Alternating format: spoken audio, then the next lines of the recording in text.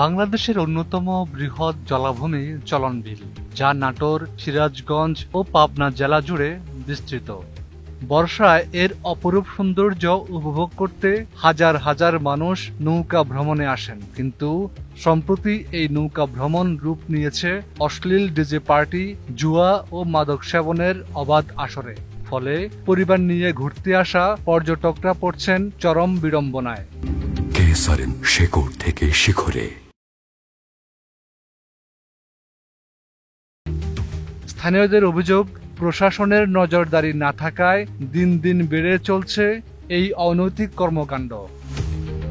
সামাজিক যোগাযোগ মাধ্যমে ভাইরাল হওয়া একটি ভিডিওতে দেখা যায় একদল উঠতি বয়সী তরুণ তরুণী খালি গায়ে উচ্চ শব্দে ডিজে মিউজিকে নাচছেন, যার ভঙ্গিমা ছিল অশ্লীল এবং আপত্তিকর।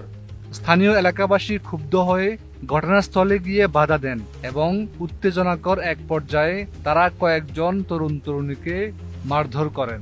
এই ঘটনার ভিডিও ছড়িয়ে পড়ে সামাজিক যোগাযোগ মাধ্যমে, যা নিয়ে শুরু হয় তুমুল বিতর্ক। নেটিজেনদের বড় অংশই ঘটনাটিকে দেখছেন সামাজিক প্রতিরোধ হিসাবে। অনেকেই মন্তব্য করছেন, অন্যায়ের বিরুদ্ধে রুখে না দাঁড়ালে আমাদের সন্তানরা এই ধরনের অপসংস্কৃতিতে ডুবে যাবে।